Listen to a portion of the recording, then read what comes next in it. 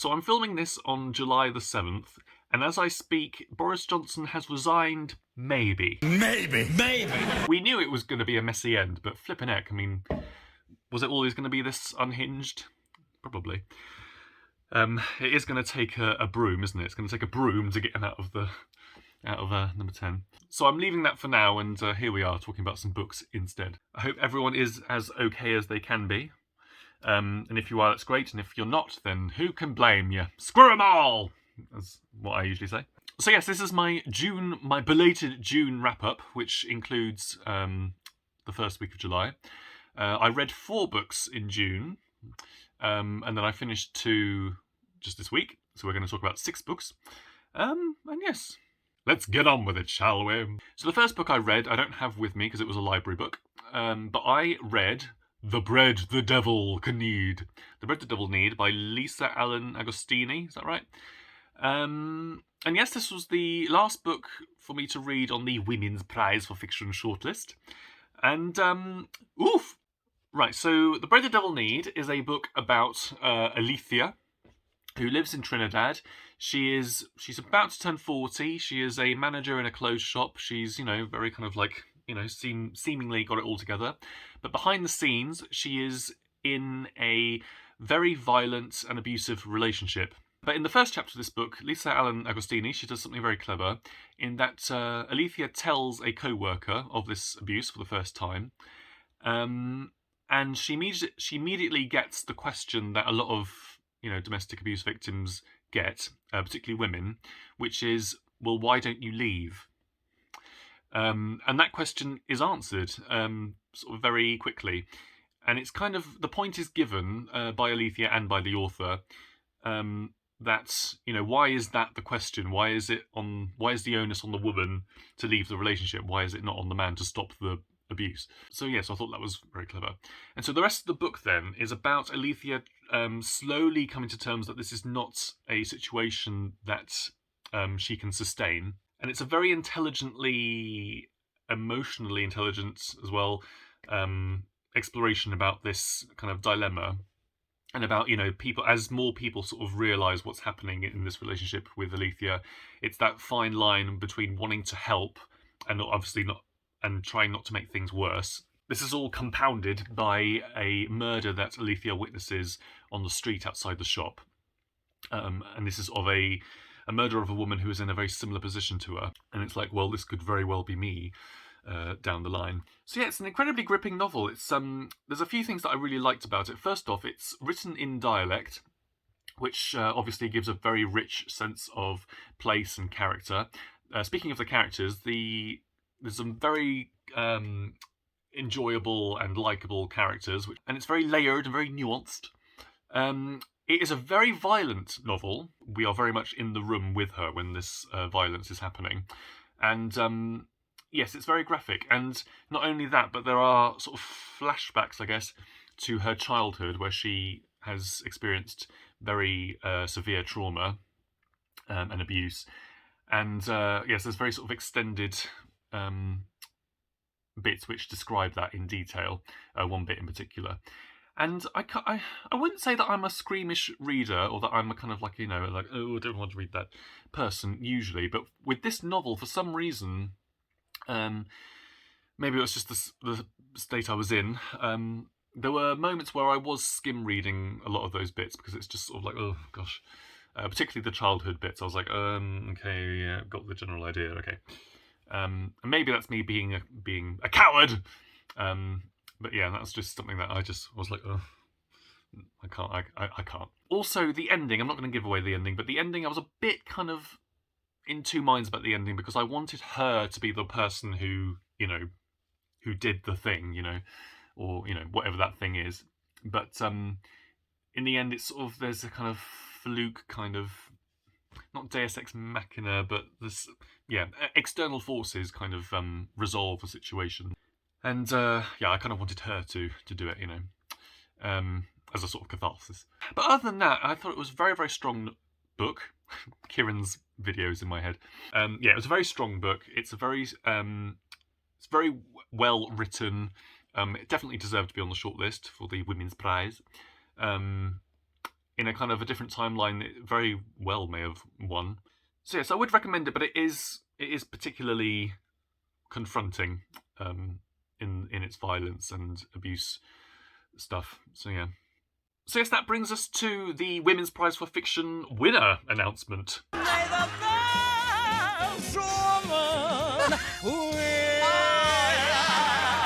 So yes, here's my reaction to the winner being announced. The winning book, we felt, stood out for its originality, its sparkling writing, its warmth, depth, intelligence, humour and poignancy.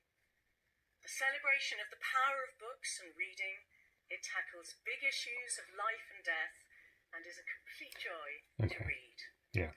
Ladies and a few gentlemen, the winner of the Women's Prize for Fiction 2022 is The Book of Form and Emptiness by Rita Secky.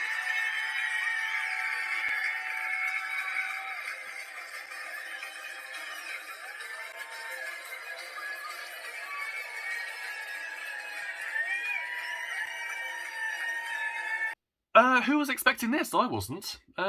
Yeah. So yeah, this was pretty far down my list of my favourites. I was not expecting this to win at all. I was dead certain that Island of Missing Trees would win. I was hoping Great Circle would win. But obviously, that didn't happen. This one, I was like, oh, right, okay. I mean, I had a couple of problems with it, but I can sort of see why it won, I guess. Yeah, interesting one to reread at some point. But yes, this is the winner. Who knew? I need a coffee. I need something to hang on. I'm going to get a coffee. Next up, so a big hitter next. Song of Solomon by Toni Morrison. Ah! Right, Song of Solomon by Toni Morrison. Oh my flipping heck. Ah! So this, in my mid-year book freakout tag, I called this the best book that I read so far. So I called this the best book that I had read so far this year, and that is certainly true. Okay, so what we got? So, I have to say that the first 100 pages of this, I wasn't entirely gripped, and I was kind of like, right, where is this going, Toni Morrison? So we're looking at the Dead family, Macon Dead, is it pronounced Macon or Macon Dead?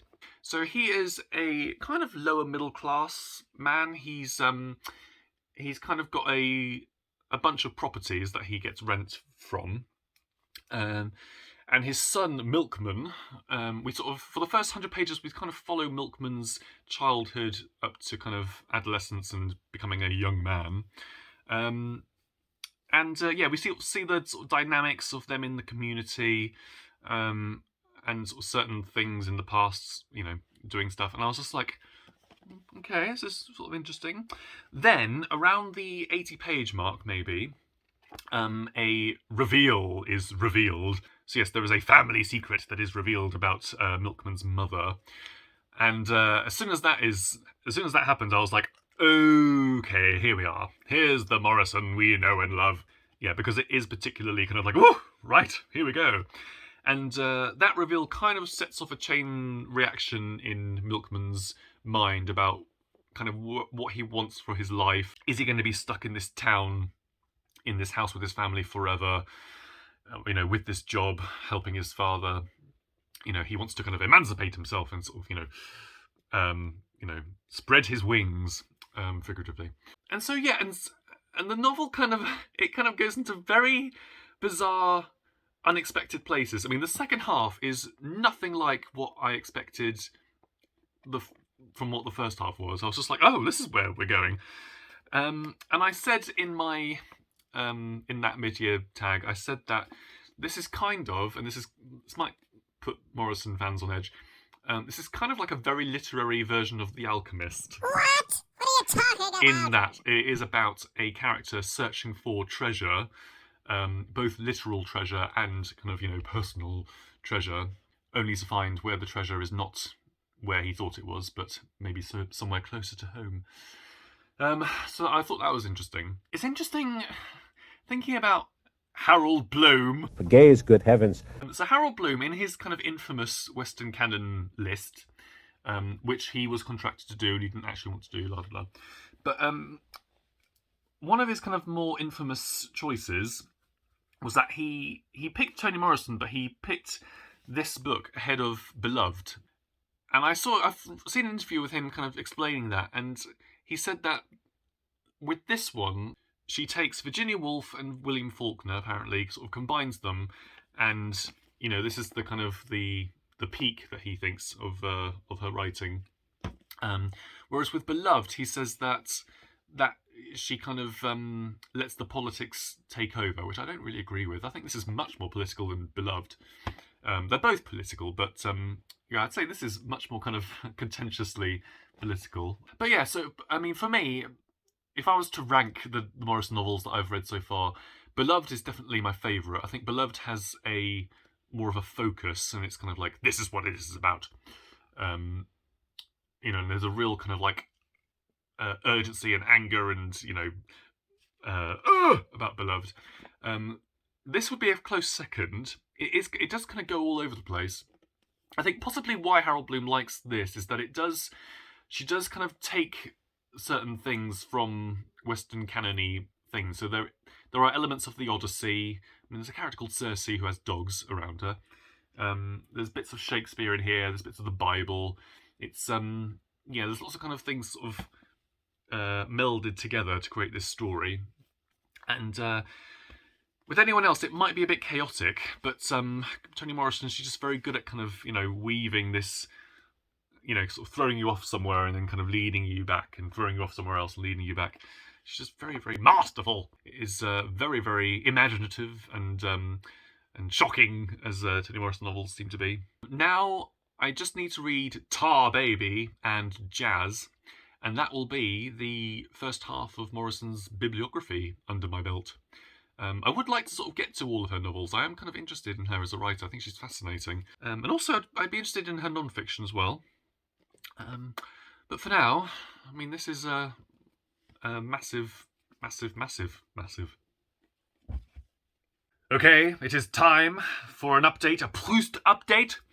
I finished Volume 3 of In Search of Lost Flipping Time, or À la recherche de temps flipping perdu, by Marcel Proust, the Guermantes way. Oh, right, so there's several things I want to talk about, and I hope that I remember them all, because otherwise I'll be very upset with myself. So my friend who I'm buddy reading this, he had been told, or he had sort of heard, that this was the most difficult of the 6. And so I think we both sort of went in kind of sort of prepared for that. I would say no, this is not the most difficult so far. It's certainly very different than the previous two. So Marcel is now a young man. He's roughly kind of 19, 20, maybe 21. And this novel is him being introduced properly into society, into upper-class society. Now, the book begins with him not learning anything from the previous two books. He develops this another infatuation with Madame de Guermantes. Marcel becomes obsessed with wanting to meet Madame de Guermantes, and he's just being Marcel about it. He's just not getting it. I was genuinely in love with Madame de Guermantes. No, Marcel, no. This is book 3. We've been through this so many times. You are not in love with Madame de Guermantes. Just get a grip. Thankfully, this novel sees him learning kind of from his mistakes. He does sort of recognise that his expectation of things does not, for the most part, does not match up with the reality, Marcel. But yes, so the novel kind of pivots around these two very extended party scenes. So the first one, in the first half in particular, this party scene lasts about 120 pages and is very dialogue heavy. Which is unusual for these books up to this point. And what's interesting about this party scene is that not only is it very dialogue heavy, but we have lots of kind of disparate characters from the first two books sort of convalescing together. At the end of each of these parties, Baron de Charlus turns up, both in the first half and in the second party that happens. And in the first half, I mean, Baron de Charlus, he's a piece of work, is Baron de Charlus. So he kind of offers his assistance to Marcel. if you do exactly what I tell you to, then, we'll make a man of you yet. And Marcel is like, thank you. Yeah, kind of no thank you. I love Baron de Charlot as a character so much. He is absolutely fabulous. He is so ridiculous and so pathetic, but just so... Yeah, he's so funny. Whenever Baron de Charlot turns up in these novels, I'm just like... Also with this book, we have our first death, which happens, or our first sort of bereavement. And I was interested to see how Proust would handle death. Also, the ending of this book is fabulous. We have a fabulous cliffhanger where Madame de Guermantes is has this sort of amazing kind of choice to make, this sort of ethical, empathetic choice. Is she going to be empathetic, or is she going to say, well, no, I have to go to a party? So was it the most difficult so far? No, I would say not. It is definitely a slog at certain points. I mean, there's definitely, in the second half, there's a 50-page section where I was just like, oh, come on, hurry up! But no, I didn't find it difficult. I found it interesting because it's so different to the other two in terms of it being dialogue heavy and all the rest of it. And I've said this before, but I really love when there's a couple of moments in here where minor characters in previous two have become major characters in this, and major characters. I mean, Madame Swan, for example, she has like a paragraph in this. She sort of becomes this sort of like, "Hello, I'm still here." So I love that. I love the kind of jigsawiness of it all. I have started the next book, Sodom and Gomorrah. I'm about 70 pages into this one. I have managed to track down all of these. I've got them here. These editions, which I much prefer. So I've got them all here. Where's the Guermantes way? Yes, this is the Guermantes way one. I'm not sure if that's meant to be Madame de Guermantes. I'm not sure.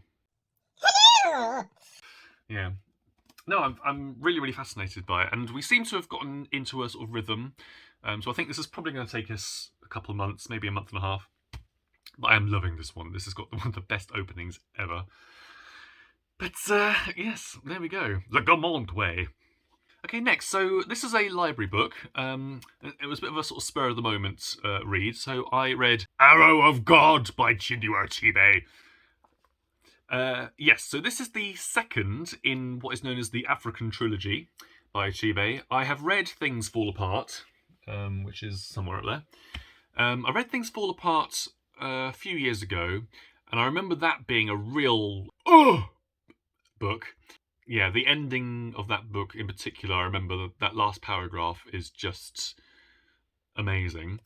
And I saw this in the library, and I was like, you know what? I'm going to see how it goes, because it is a trilogy, and so I thought, well, I'll have a look and see what this second book is all about. Okay, so this is set in the 20s in Nigeria, where Nigeria is now under British colonial rule. And we look at Ezulu, I think his name is. Ezulu, yeah. And Ezulu is kind of like the high priest. He's like the sort of the chief of these group of villages. And the novel is basically about him kind of losing grip on his authority. And not only that, but losing other people to Christianity. So we flip from him and the community and the villages to this English colonel. I think he's called Colonel Winterbottom. Colonel Winterbottom, he's sort of like a Kipling-esque figure. He's kind of like, the white man's burden. He's sort of got this got to sort out all these people. Yes, the main sort of thing of contention that sets everything off is this road that needs to be built. So there are these workers from the villages around who are working on this road, and then they realise that they are not actually going to be paid. This sets off a reaction, which then gets Ezulu into trouble. Not only that, but Ezulu has sent his son, one of his sons, as a kind of mole into the local Christian church. But unfortunately, this son ends up being converted properly. So this book is fine. I think the main thing that Achebe obviously is really passionate about exploring is the sort of the day-to-day traditions of the community in this book. He's very, very interested in depicting the ceremonies, the traditions, the everyday lives of these people, and that's sort of like part of the main bit of the book, is kind of having this juxtaposition of this very rich culture and society and traditions, with this with English colonial rule, who wants to kind of exploit it all and kind of build roads and all the rest of it. I can't say it didn't really grip me, unfortunately. There's nothing really. I mean, there's a sort of slow build up to something that might happen, and then it kind of sort of peters off. And yeah, there wasn't really anything, because in Things Fall Apart, there's a couple of sections in there which are properly like, ugh. And in here, it's a bit more. Yeah, there's not really major, massive peak plot points that happen. As I say, there is a kind of like a slow build up and tension does mount, but then it kind of does peter off, and so I wasn't really kind of, I wasn't really gripped, to be honest with you. It's not a long book at all, but I was a bit sort of like not disappointed, but I was like, oh, okay, this is what this is. I would be interested to read the third in the trilogy. What is that called? That's called No Longer at Ease. I would be interested in that, but this is definitely not a standalone book. I think you do need to read Things Fall Apart, because Things Fall Apart is amazing. But no, it was interesting. Okay, next up is a non-fiction book. So I read The Transgender Issue by Shon Faye. I've been wanting to read this book for months and months and months and months. It was in hardback for ages, but it's only recently been published in paperback, so I got it. Okay, so obviously there's several tangents I could go down, which I kind of want to go down, but I'm not going to. I'm going to try not to. I'm going to try and sort of stay with the book and what the book is about, because otherwise we'd be here all day. So yeah, this is a book which is basically a state of the nation, state of what's happening in the UK at the moment for trans people. So basically she goes into detail about what it is like to be trans in the UK at the moment, kind of like how we got to where we are. She doesn't go into what mainstream media kind of always wants to talk about.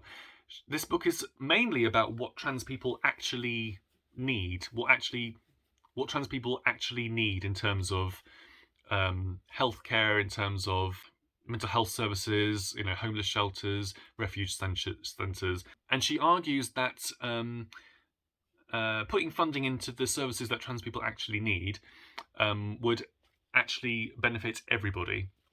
So really, at the heart, this book is an argument for socialism, really. So it's also very intersectional in her arguments. So she makes it very clear that whilst trans people as a community are facing sort of disproportionate discrimination, some trans people have it better than others, based on obvious things like education, class, skin colour, that sort of thing.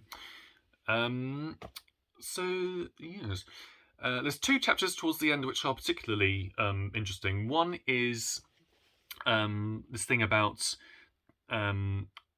this certain move to want to remove trans people from LGBT people, so wanting to sort of remove the T from LGBT.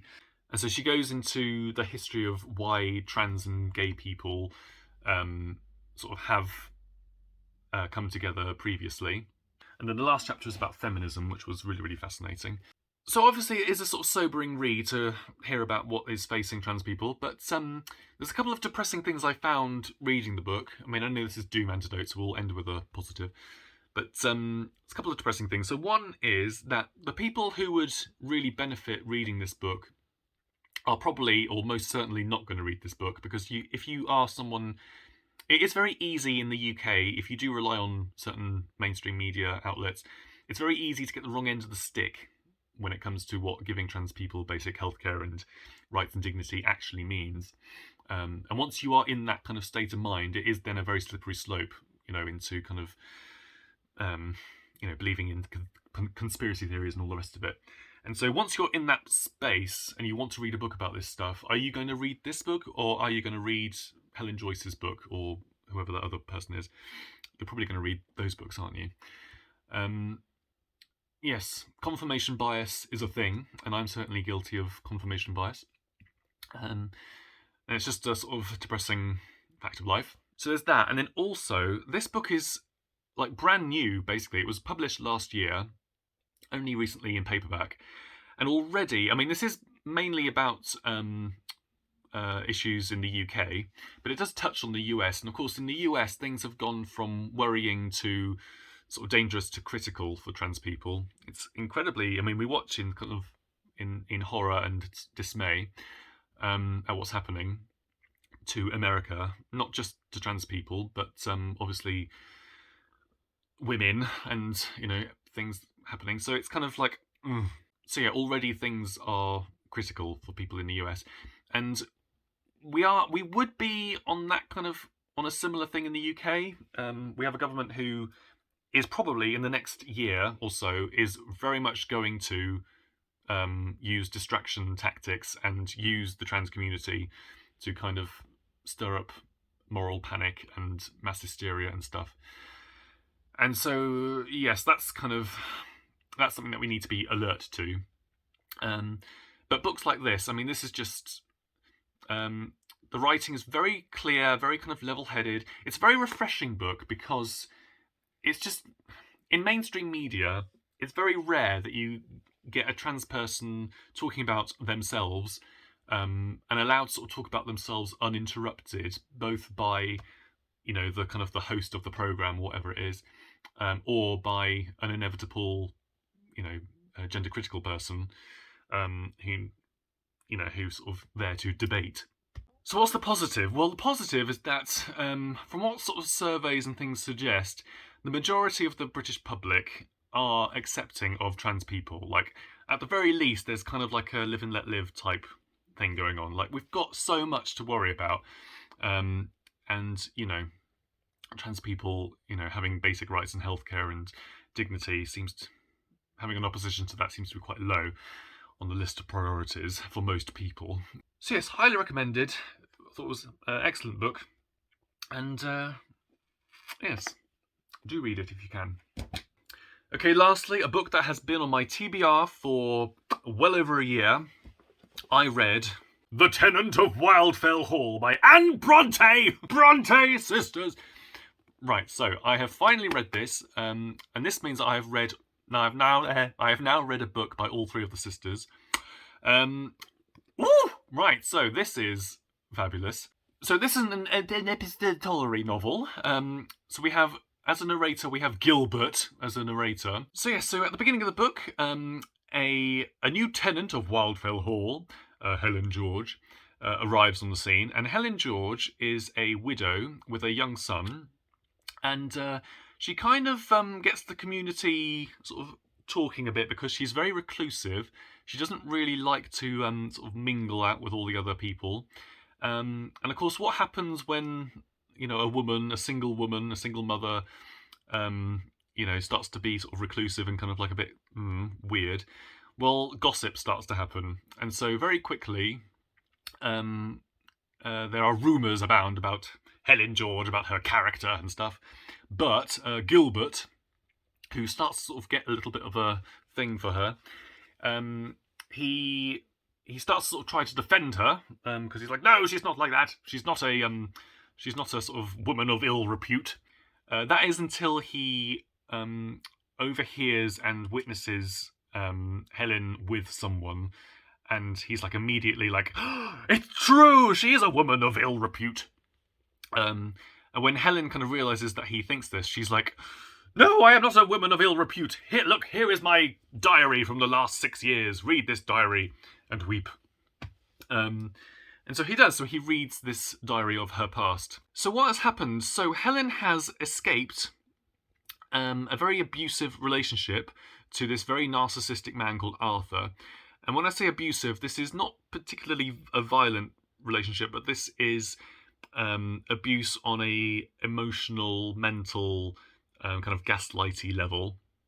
Arthur is this really narcissistic man. He's an alcoholic, and he's also a philanderer as well. Sort of very blatantly, he will flirt and kind of be like, "Oh, hello, ladies," in front of Helen. She attempts to make plans to kind of free herself from this, to run away from this relationship. And this is compounded by the fact that she has this son, and she believes that Arthur's behaviour is a kind of a moral and spiritual corruption to her son, which is kind of one of the last straws in wanting to leave this relationship. So yeah, so this novel is really, really amazing. I loved it. I really, really love it. I mean, Helen Graham as a character is really fabulous. I mean, she's kind of one of these sort of tropes of Victorian literature with sort of female protagonists, is that they have to be very kind of, there's a sort of a Christian values and morals which they have to kind of stick with, and that's what makes them the heroine, is that they are. And Helen, she does do that, but she's also very quick to speak her mind. She's very brave in sort of standing up to her husband, who is this emotional manipulator and, you know, a kind of a bully and a nasty, you know, just nasty. It's also very good at looking at how she got into this relationship. Just very sort of well observed about how these people kind of lure you in, and, you know, the promises about who they are and stuff, and then that quickly kind of erodes away. You very much get the sense that Helen and Arthur, I mean, Helen, she really, really did love him at the start, and that he is this very kind of, he's just very, very good at manipulating people into fancying him and stuff. And then just this act of her leaving and stuff. I mean, this book really, it kind of, it made a big impact, and people were like, oh, a woman can't do this, can she? Will somebody give a woman a moment? I mean, I know you shouldn't really compare the sisters to one another, but if you think about Jane Eyre, I mean, this doesn't have the scope and the kind of, you know, and the twists and turns of Jane Eyre. It's not as kind of weird and violent and kind of just completely bonkers, batshit bonkers that Wuthering Heights is. But it's just a very, very accomplished study in a woman who wants to start her life again, and, you know, yes, she's a painter, so she figures she's going to make money for herself by selling paintings. That's how she's going to you know, feed and clothe her son and stuff. It's very good story about how a community can sort of turn against someone for no apparent reason. The only thing that I wasn't really a fan of is the narrator of Gilbert. Gilbert is a bit of a wet wipe. He's a bit of an idiot. And there was a part of me which was like, I don't actually know if I want these two to get together, because Helen, she deserves someone a little bit more clued up and sort of, I don't know, not as kind of, you know... I mean, she does deserve... I mean, after everything, Helen Graham, she does deserve a hunky farm boy, but just someone with a smidgen more clued up as to what's going on, because he does...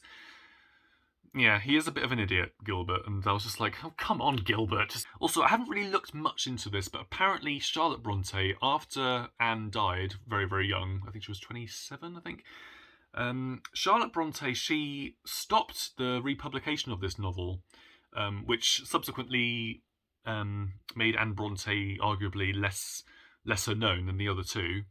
And there's different reasons why that was, but from what I have read, her reasoning was that the book was so kind of subversive or so kind of shocking as to a woman emancipating herself and sort of making her own decisions, that Charlotte was worried that people would think that of Anne as well. And her reasoning was like, well, Anne wasn't like that. Other people say that she was just jealous. I don't know. I haven't really looked much into it, but I thought it was interesting. But yes, I'm definitely... I mean, look at this. Look at this copy. This is a very, very old Wordsworth Classic version, and subsequently the text is absolutely tiny! But no, Helen Graham is a fabulous character. I loved the writing of it. I love the story. Gilbert can, just get a grip, Gilbert. But, I can forgive him for that because he's a hunky farm boy and Helen Graham deserves a hunky farm boy. And, yes, I'd love to read Agnes Grey. That's the other thing I need to read now is all the kind of the other ones that people are sort of lesser known ones like Agnes Grey and Villette and is it The Professor or something? I can't remember. Yeah, I'd love to sort of read more of the Brontes because they are fabulous. Okay, there we go. So thank you very much for watching if you've been watching. Yes, some big hitters this month and some sort of interesting ones. I'm going to continue with Proust. And I'm going to be reading The Flames by Sophie Haydock. This was a present from a friend. And yes, I hope everyone is okay. I hope we all get through what we've got to get through. And I shall see you next time. Well, next time will be the Booker. The Booker long list. So yes, hope everyone is alright. And I shall see you very soon. Goodbye.